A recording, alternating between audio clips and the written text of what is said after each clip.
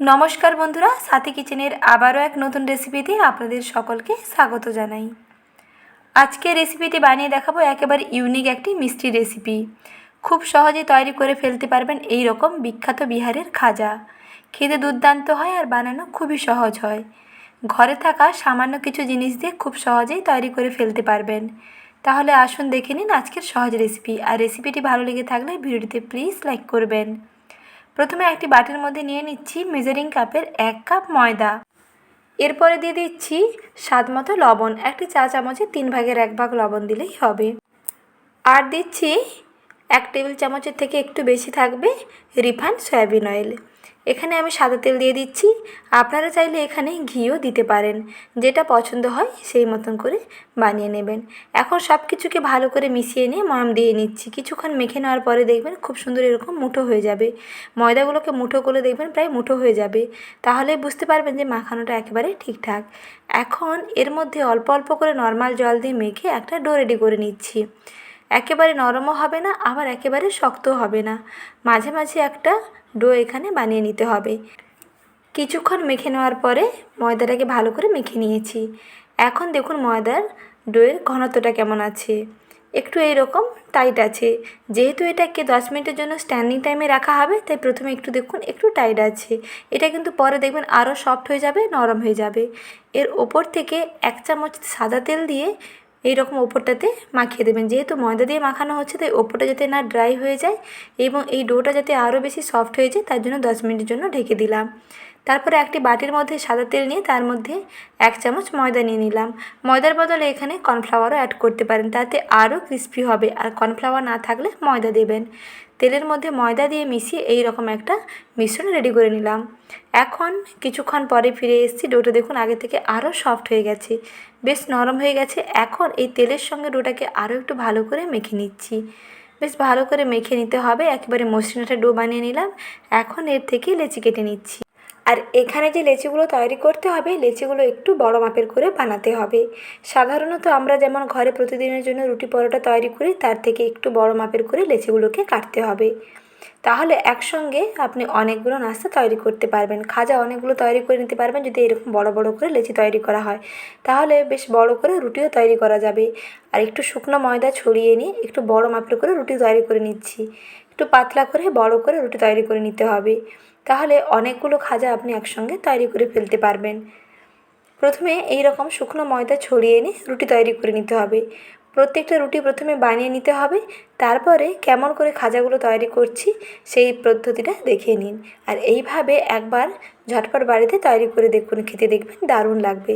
দেখুন এক এক করে সমস্ত রুটিগুলো বানিয়ে নিয়েছি। প্রথমে এইরকম রুটিগুলোকে তৈরি করে নেবেন, তারপরে একটি করে রুটি নিয়ে এর ওপরে যে তেল এবং ময়দার লিকুইডটা তৈরি করে নিয়েছিলাম সেই পেস্ট এখানে দিয়ে দিতে হবে।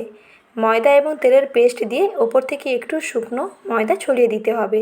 না হলে শুকনো ময়দার বদলে এখানে অল্প একটু কর্নফ্লাওয়ার দিতে পারেন, তাতে দেখবেন খুবই ক্রিস্পি হবে। আর কর্নফ্লাওয়ার না থাকলে শুকনো ময়দা ছড়িয়ে দেবেন। আর এই পদ্ধতিতে খাজা বানালে খাজা দেখবেন অসংখ্য লেয়ার যুক্ত হবে। আর ভাজার সময় খাজার প্রত্যেকটা লেয়ার দেখবেন সম্পূর্ণ খুলে যাবে, বেশ ভেতর থেকে ভাজা হয়ে যাবে। আর রসটাও ভালোভাবে ঢুকবে, বেশ মুচমুচেও হবে, আবার সফটও হবে। খেতে দেখবেন দারুণ লাগবে। একটি রুটির ওপরে দেখুন এরকম তেলের পেস্ট লাগিয়ে তারপর শুকনো ময়দা ছড়িয়ে নিয়ে আবার একটা রুটি চাপিয়ে দিলাম। তারপরে আবারও তেলের পেস্ট এর ওপর থেকে দিয়ে দিচ্ছি। পুরো ওভারঅল রুটির গায়ে আবারও তেলটাকে ভালো করে মাখিয়ে নিই, আবারও শুকনো ময়দা ছড়িয়ে নিই, আর একটি রুটি দিয়ে দিচ্ছি। একই প্রসেসে প্রত্যেকটা রুটি এরকম একটার পরে একটা চাপিয়ে দিতে হবে। এখানে যেহেতু 4টে রুটি তৈরি করে নিয়েছি, তাই একটির পরে একটি দিয়ে এরকম 4টে রুটি এখানে দিয়ে দিলাম। তারপরে দেখুন এই রকম একটু চেপে দেবেন যাতে রুটিগুলো একটু বসে যায়। তারপরে আবারও তেলটাকে ভালো করে ব্রাশ করে নিয়ে এর ওপর থেকে কিন্তু আর শুকনো ময়দা ছড়াবেন না। তারপরে এইভাবে করে ফোল্ড করতে হবে। ভিডিওটার দিকে খেয়াল করুন এবং হাতের দিকে খেয়াল করলে খুব সহজভাবে বুঝতে পেরে যাবেন। প্রথমে একটু দেখুন এই ফোল্ডটাকে একটার উপরে একটা ওভারল্যাপ করতে হবে। তারপরে একটু প্রেস করে দেবেন যাতে রুটিটা ভালোভাবে বসে যায়। তারপরে এইভাবে করে ভাঁজ করে নিচ্ছি। প্রথমে এই রকম চৌকোনা করে ভাঁজ করে নিতে হবে। আর এইভাবে ভাঁজ করে তৈরি করলে দেখবেন একসঙ্গে আপনি অনেকগুলো খাজা তৈরি করতে পারবেন আর বানানোটা খুব সহজ হয়ে যাবে। তারপর দেখুন একটু চ্যাপ্টা করে দিচ্ছি, আর এখানে কোনো শুকনো ময়দা না ছড়িয়ে শুধু খালি এই রুটিগুলোকে বেলে নেবেন। দেখুন যেইভাবে করে বানাচ্ছি বন্ধুরা এইভাবে করেই তৈরি করে ফেলুন। আলতো হাতে চাপ দিয়ে দিয়ে একটু করে এরকম বেলে নিচ্ছি, একটু পাতলা করে নিচ্ছি। বেশি পুরু হলে আবার এগুলো একেবারে খাস্তা গজার মতন বেশি পুরু হয়ে যাবে, অতটা পুরু থাকবে না, একটু পাতলা করে নিলাম। তারপরে এগুলোকে ছুরি দিয়ে এইরকম চৌকোনা করে কেটে নিচ্ছি। আজকের রেসিপি যেহেতু বিহারের স্পেশাল খাজা, তার জন্য এই পদ্ধতিতে বানাতে হবে। এই খাজাগুলো আপনি একবার খেলে আর একবার খেতে চাইবেন, খেতে এতটাই দুর্দান্ত হয়। অল্প উপকরণে তৈরি করে নেওয়া যায়, ময়দা এবং চিনি দিয়েই তৈরি করে ফেলতে পারবেন এই রকম দারুণ লোভনীয় একটি খাজা। বেশি উপকরণও লাগবে না, আর বানানোও দেখুন বন্ধুরা খুবই সহজ। দেখুন এইভাবে চৌকোনা করে সমস্ত কিছু কেটে নিলাম। এই পদ্ধতিতে সহজেই তৈরি করে ফেলুন বিহারের খাজা। দেখুন খাজাগুলো এখন লেয়ারগুলো বোঝা যাচ্ছে না, কিন্তু এগুলো যখন তেলের মধ্যে ভাজা হবে লেয়ারগুলো দেখবেন বেশ সুন্দর খুলে যাবে। বেশ মুচমুচে করে ভাজতে হবে, তার জন্য তেলটাকে বেশ ভালো করে প্রথমে গরম করে নিয়েছি। তারপরে খাজাগুলোকে তেলের উপরে দিয়ে গ্যাসের আঁচটা সঙ্গে সঙ্গে একেবারে কমিয়ে দেবেন। প্রথমে তেলটা মোটামুটি একটু গরম থাকবে, গরম তেলের মধ্যে খাজাগুলোকে দিয়ে একটু গ্যাসের আঁচটা একেবারে লোতে রেখে একটুক্ষণ সময় নিয়ে ভাজতে হবে। আর একটা সাইড মোটামুটি একটু হয়ে গেলে তারপরে অপর সাইডটাকে উল্টে দিতে হবে। এইভাবে উল্টে পাল্টে একটুক্ষণ সময় নিয়ে ভাজবেন, দেখবেন লেয়ারগুলো বেশ সুন্দর খুলে যাবে। আর ওপরটা বেশ মুচমুচে হবে, আর লেয়ারগুলো যেহেতু খুলে যাবে ভেতরটা দেখবেন বেশ সুন্দরভাবে ভাজাও হয়ে যাবে। দেখুন এইরকমভাবে প্রতিটা লেয়ার দেখুন অনেকটাই খুলে গেছে, আর বেশ মুচমুচে হয়েছে, আর অনেকটা ফুলকো হয়ে গেছে। আর একটু সময় নিয়ে ভেজে নিচ্ছি, গায়ের কালারটা একটু চেঞ্জ হয়ে আসবে। আর একটুক্ষণ গ্যাসের আঁচটা মাঝারি থেকে কমের মধ্যে রেখে সময় নিয়ে ভাজতে হবে, তাহলে দেখবেন এগুলো বেশ মুচমুচে হবে।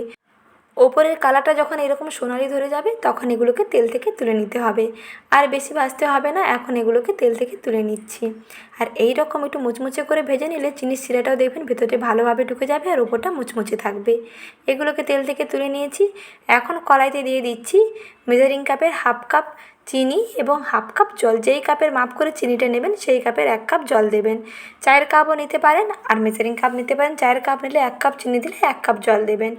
কিছুক্ষণ এরকম ফুটিয়ে নিতে হবে। এখানে চিনির শিরাটা একটু চিটচিটে করে বানাতে হবে। চিনির শিরাটাকে দেখুন মোটামুটি একটু উষ্ণ গরম আছে, আর হাতের মধ্যে নিয়ে দেখিয়ে দিচ্ছি। দেখুন এই রকম হাতের মধ্যে একতার বিশিষ্ট হয়ে যাচ্ছে, এই রকম চিটচিটে করে বানিয়ে নিয়েছি। এখন এই শিরার মধ্যে খাজাগুলোকে প্রায় ওপর নিচ করে তুলে নিলেই হয়ে যাবে মুচমুচে রসালো খাজা। বেশিক্ষণ রাখার প্রয়োজন নেই, একটু শিরাটা এরকম দেখুন ছিটিয়ে দিলাম, ওপরটাতেও ঢুকে যাবে আর ভেতরেও বেশ ভালোভাবে রসটা ঢুকে যাবে। বেশ মুচমুচে হয় আর ভেতর থেকে বেশ সফট হয়, খেতে দারুণ লাগে। আর বানানো দেখলেন কতটাই সহজ। অল্প কিছু উপকরণে ঝটপট বাড়িতে তৈরি করে ফেলতে পারবেন এই রকম বিখ্যাত বিহারের খাজা। খাজা আপনি অনেকভাবেই খেয়েছেন, তবে এই নতুন রেসিপিটি একবার ট্রাই করে দেখুন, খেতে দেখবেন দারুণ লাগবে। আর সহজ রেসিপিটি ভালো লেগে থাকলে লাইক শেয়ার এবং সাবস্ক্রাইব করবেন। ভালো থাকবেন, সুস্থ থাকবেন, ধন্যবাদ।